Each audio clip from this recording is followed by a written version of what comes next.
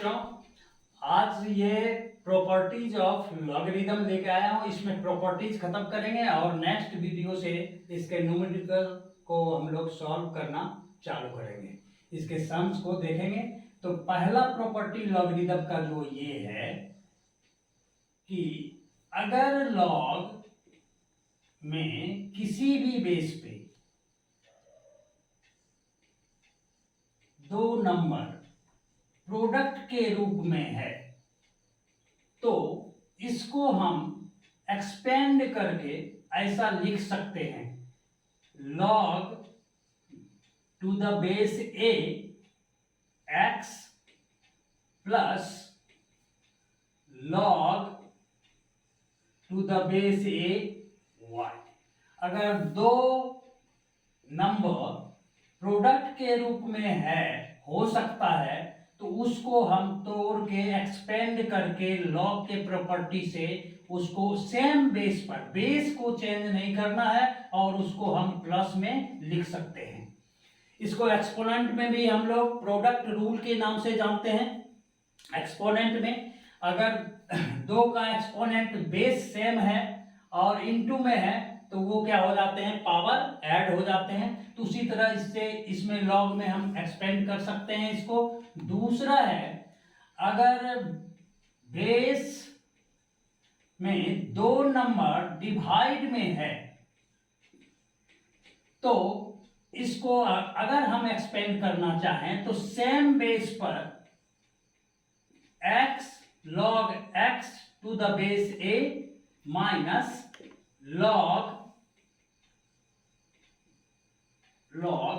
y। अगर डिवाइड में है तो उसको माइनस में log को हम एक्सपेंड कर सकते हैं। तीसरा प्रॉपर्टी जो है वो ये है कि अगर किसी भी बेस पे 1 का लॉग निकाले, चाहे बेस कुछ भी हो, तो वो हमेशा किसके इक्वल होता है, 0 के इक्वल होता है। log 1 का वैल्यू किसी भी बेस पे वो हमेशा क्या होगा, 0 होगा। चौथा नंबर, अगर log का बेस x हो और x का ही लॉगरिदम निकालना हो तो सेम बेस पे उसी नंबर का लॉग ये ऑलवेज कितना होता है, 1 होता है। सेम बेस पे अगर बेस 10 है और 10 का लॉगरिदम निकालना है तो वो ऑलवेज क्या होगा, 1 होगा। जैसे सपोज कीजिए log 10 ये हो गया कितना वैल्यू इसका, 1। आंख बंद करके हम लोग लिख देंगे 1। इसको नोट कर लीजिए।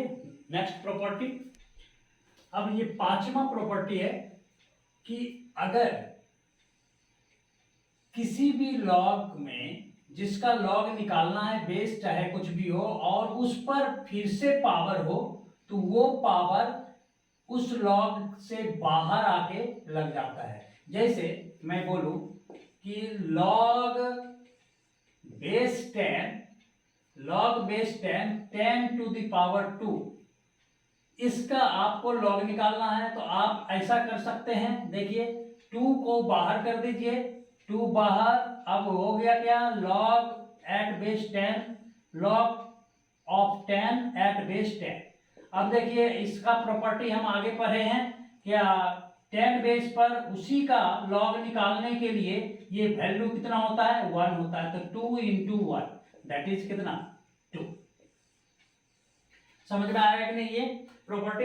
अब है दूसरा, अगर किसी भी लॉग का आपको बेस और जिसका लॉग निकाल रहे हैं आप, उस दोनों को इंटरचेंज करना है तो आप उस लॉग का रेसिप्रोकल ले लीजिए, आपका दोनों इंटरचेंज हो जाएगा। जैसे मैं लिखूं कि log 10 और ये मैं लिखूं log 10, इसका वैल्यू तो 1 होगा। और अगर इसको इंटरचेंज करें तो हमको पता नहीं चलेगा। अगर मैं यहाँ पर लिखूं 5 और आपको इसके बेस को लॉग के जगह पे और लॉग को बेस के जगह पे लाना है तो हम कर देंगे 1 bye log 5 at base 5 log of 10 at base 5।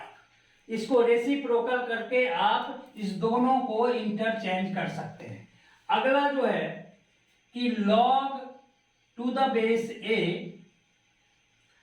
और उसको हम अलग अलग, जिसका आपको log निकालना है और जो बेस है उस दोनों को आप बाय में अलग अलग करके लिख सकते हैं किसी तीसरे बेस पे। कोई तीसरा बेस हो सकता है, सपोज कर लीजिए कोई तीसरा बेस b है, उस पर log of x at base b and log of a at base b हम लिख सकते हैं।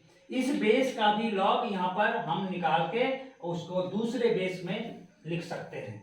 उसके बाद अगला है जो कि इससे पहले एक प्रॉपर्टी, ये 5 नंबर प्रॉपर्टी, इसका और इसमें देखा था कि जिसका लॉग निकालना है उस पर पावर था तो वो बाहर आ जाता था।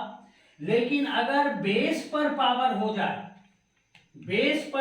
हो जाए तो वो जो है रेसिप्रोकल के रूप में, उस पावर के रेसिप्रोकल के रूप में बाहर आता है। जैसे यहां पर देख लीजिए, इसका क्या है, a टू द पावर क्या है, ये q है और x to the power p है। तो इसके लिए तो 5 नंबर रूल लगाएंगे, ये क्या हो जाएगा, p बाहर आ जाएगा, हाँ या ना। और बेस पर अगर पावर है तो ये फिर क्या हो जाएगा, बाय में हो जाएगा, यानी 1 बाय हम क्या लिख सकते हैं, q, और ये दोनों बाहर होके यहां बच जाएगा क्या चीज, log x रहेगा और a रहे, बेस रहेगा, जिसका लॉग निकालना वो रहेगा, इसका पावर न्यूमरेटर बनेगा और बेस का पावर डिनोमिनेटर बनेगा और ये फ्रैक्शन बाहर आ जाएगा। इतने 8 प्रॉपर्टी के हिसाब पर आपको अगला वीडियो जो है 5 सम लेके आएंगे और उसके बाद हम लोग बना के सॉल्व करके 8 प्रॉपर्टी का यूज करते हुए आगे बढ़ेंगे। Thank you.